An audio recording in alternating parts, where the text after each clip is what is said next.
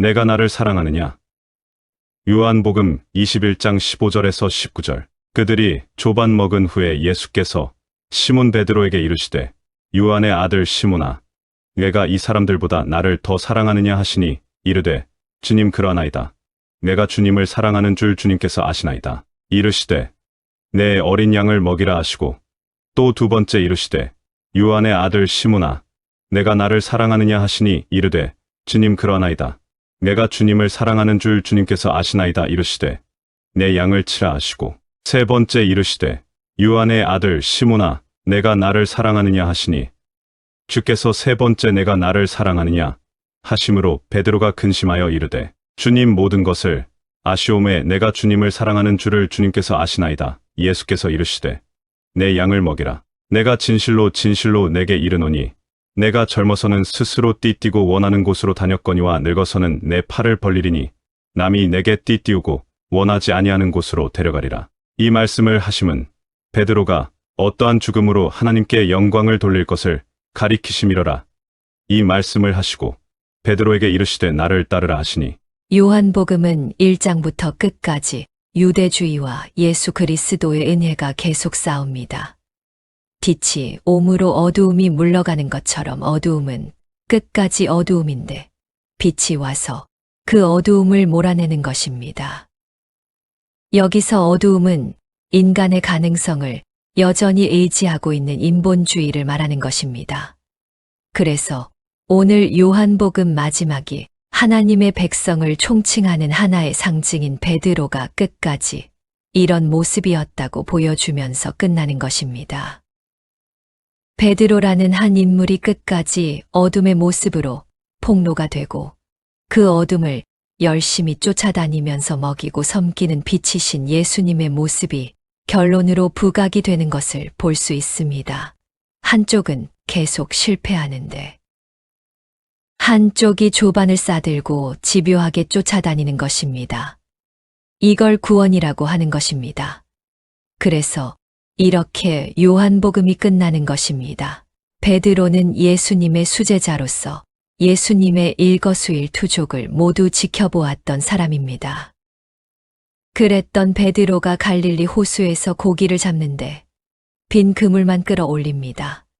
그런데 실패한 인간의 열심에 예수님께서 말씀을 던집니다. 그 말씀에 순종하니 153마리의 물고기가 잡힙니다. 153마리는 당시의 모든 물고기 종류의 숫자입니다. 그러니까 하나님의 일의 완료성, 종결성을 나타내는 것입니다. 인간의 노력으로는 빈 그물이었는데 예수님의 말씀에 의해 하나님의 일이 완료되더라는 걸 보여주는 것입니다. 거기에 베드로가 한 일은 아무것도 없다는 것입니다.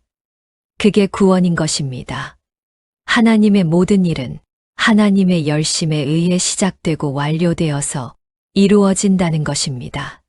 대제사장 가야바의 뜰 숯불 앞에서 베드로가 예수님을 저주하며 세 번째 부인했습니다. 지금 갈릴리 호숫가 숯불 앞에서 베드로에게 예수님께서 물으셨던 것처럼 우리도 구원받는 시점이 아닌 성화의 절정의 지점에서 예수님으로부터 받아야 할 질문이 바로 베드로가 받은 질문일 것입니다. 복음의 말씀은 우리의 자만심의 여지를 밀고 들어와서 부셔서 자기를 부인하게 만듭니다. 베드로가 섰던 숯불 앞에서 내가 예수를 믿는 믿음이 아니면 그 어떤 행위로도 절대 구원에 이를 수 없고 행복에 이를 수 없다는 것을 깨달아야 되는 것이 신앙생활인 것입니다. 베드로 앞에는 숯불이 놓여 있고 예수님은 사랑 확인을 3번에 걸쳐서 말씀을 하십니다. 이건 대제사장의 뜰에서 예수님을 3번 부인했던 그 사건을 상기시키는 것입니다. 그것을 아는 베드로가 선뜻 대답을 할 수 있었겠습니까? 예수님은 베드로가 3번 저주하고 부인했던 것을 아시면서 3번이나 사랑하냐고 묻고 계신 것입니다. 베드로가 여기서 한풀 꺾여 네라고 대답은 하지만 내가 당신을 사랑하는 줄 당신이 아시잖아요. 라며 대답을 주님께로 떠넘깁니다. 그동안 예수님 앞에서 자신만만했던 베드로가 이제는 자신이 없는 것입니다. 우리 성도는 그 자리로 가는 것입니다. 나는 목숨을 걸고 주님을 사랑하는 자가 되었다고 고백을 하는 것이 신앙생활의 성화가 아니라 점점 우리는 자신이 없어져야 됩니다. 우리 자신이 없어지는 자리에 하나님의 은혜가 능력으로 와서 쌓아 안고 가는 것입니다. 우리 성도는 자신 있는 자리로 가는 것이 아닙니다.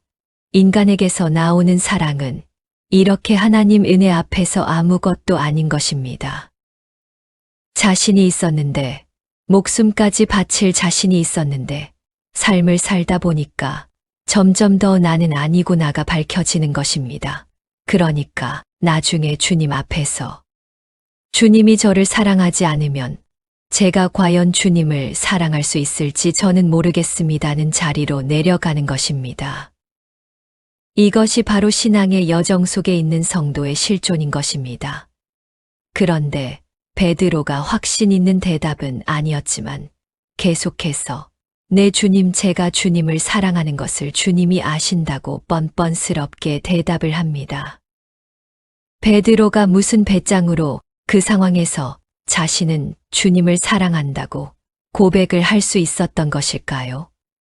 베드로는 사랑이라는 것이 자기 쪽에서 생산되어 나오는 것이 아님을 그 시점에서 안 것입니다. 우리는 여기에서 사랑이라는 정의를 새롭게 내릴 수 있어야 합니다. 막 애틋하고 그립고 무엇이든 다 해주고 싶은데 지금 죽이고 싶어 하는 감정에 의해서 수시로 변화되는 것은 사랑이 아닙니다. 그런데 우리가 알고 있는 사랑은 그런 것입니다. 하지만 성경이 말하는 사랑은 절대 그런 것이 아닙니다. 분명 지금까지 베드로에게서 나오는 행위들은 우리가 정의하고 기대하고 있는 그런 종류의 사랑 행위는 아니었습니다.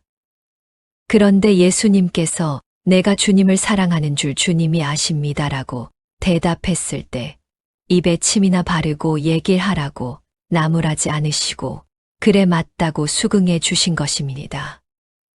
베드로는 예수님을 사랑하고 있었습니다. 그런데 그 사랑이 어떤 사랑인지 보면 우리가 정의하고 있는 사랑은 나의 의지가 발동해서 죽음을 무릅쓰고서라도 그 사랑하는 대상을 위해 헌신을 하고 용납을 하고 보듬어 안아주는 등의 행위로 나타나는 것을 말합니다. 물론 그러한 것은 사랑의 여러 가지 중에서 한 가지일 수는 있습니다. 그러나 전체는 아닙니다. 베드로는 예수님의 공생애 내내 예수님을 실망시켰고 예수님을 저주하며 부인했으며 가장 중요한 순간에도 잠만 자는 등 예수님을 배신했습니다. 우리도 솔직히 마음속으로는 다 한 번씩은 베드로와 같은 생각을 가져보셨을 것입니다. 인간은 보이지 않는 하나님을 솔직히 사랑할 수가 없습니다.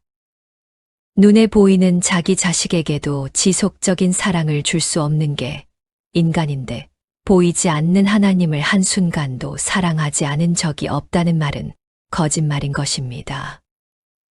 그러므로 사랑은 우리에게서 시작될 수가 없는 것입니다. 그래서 사랑은 그렇게 겉으로 나타나는 현상이기 이전에 하나님의 언약적 관점에서 이해를 해야 되는 것입니다. 우리는 예수님에 의해서 예수님의 사랑을 받는 자가 되었습니다. 그것이 우리가 이웃을 사랑하는 것입니다. 왜냐하면 이웃사랑이라는 것은 우리가 여러 가지 기특한 행위를 해서 나는 당신을 이 정도로 사랑해 줄 능력이 있습니다를 보여주는 것이 아니라 난 당신을 사랑해 줄 능력이 없는데 이러한 나를 목숨 바쳐 사랑해 주는 분이 계셨어. 난 그분의 사랑을 받고 이렇게 성도가 되었다는 것을 보여주는 것입니다. 그것이 바로 생명의 본체이신 예수를 소개하는 것입니다.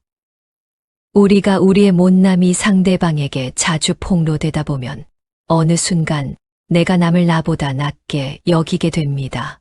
왜냐하면 내가 그 앞에서 계속 솔직하게 낮아지다 보면 내가 그 사람보다 더 못난 인간이라는 것을 억지로 인정하려고 하지 않아도 인정이 됩니다. 그러다 보면 남이 나보다 낮게 여겨지게 됩니다. 그때 진짜 사랑이 나오는 것입니다.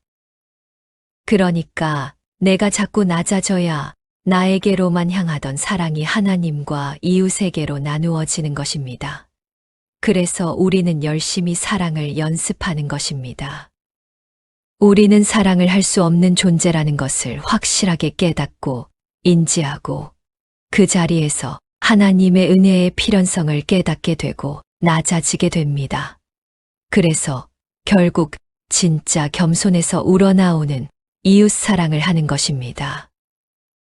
계속해서 낮아지다 보면 당연히 다른 이들이 나보다 나아지게 되어 있습니다. 그때 사랑이 나오는 것입니다. 오늘 본문의 이야기가 바로 이 이야기인 것입니다. 베드로는 지금 완전 사랑도 신뢰도 다 잃어버린 상태입니다. 그런데 주님께서 찾아오셔서 요한의 아들 시몬아, 네가 나를 사랑하느냐 하고 물으셨습니다. 베드로는 이미 자신에게서 나온 모든 사랑이 다 가짜라는 것을 확인한 상태입니다. 그래서 빈 그물 숯불 앞에 지금 앉아 있는 것입니다. 그럼에도 주님께서 조반을 손수 준비해서 그에게 찾아오셨습니다. 마침내 베드로가 안 것입니다. 바로 저 사랑 안에 거하는 것이, 저 사랑을 인정하고 받아들이는 것이 우리 주님을 사랑하는 것이구나를 그 자리에서 알게 된 것입니다.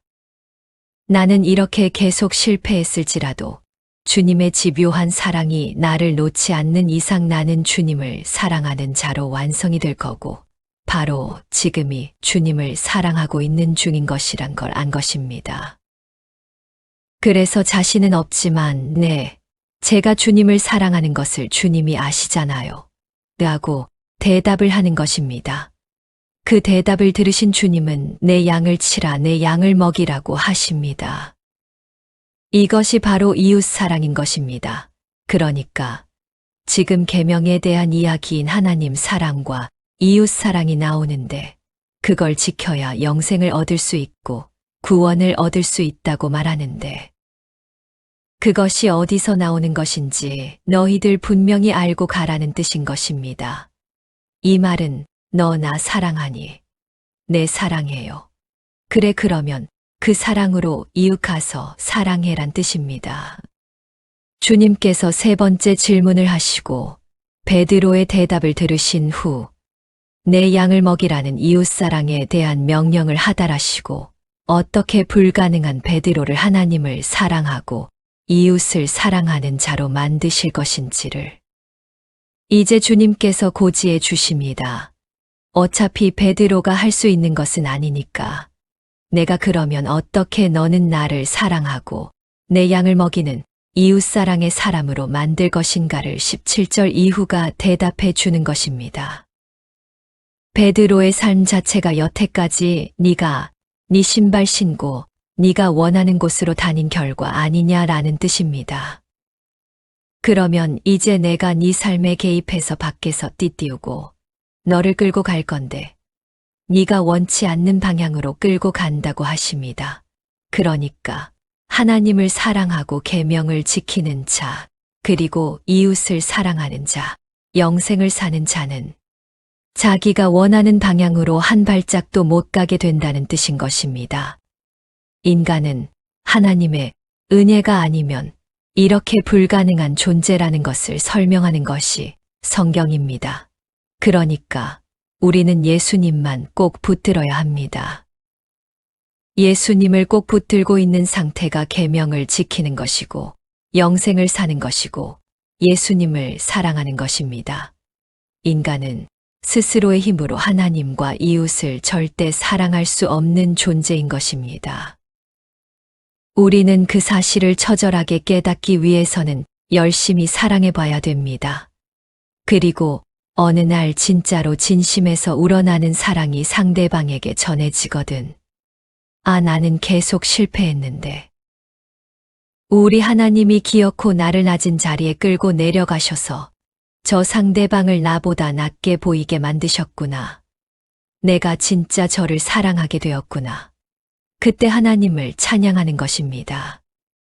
성도는 이렇게 이 세상 속에서 자신의 옛 자아를 부인당하게 되고 세상과 잇따라 있던 옛 자아의 죽음을 통해서 세상에 대한 사랑을 조금씩 놓아가게 되는 것입니다. 그런데 하나님의 사랑을 입은 자는 옛 자아를 부인당하니까 자아가 전부라고 생각하고 있던 세상의 것들이 아무것도 아니라는 것을 알게 되는 것입니다. 예수님으로 행복하십시오. 예수님의 은혜가 우리를 살리는 것입니다. 예수 그리스도의 은혜가 충만하길 축복합니다.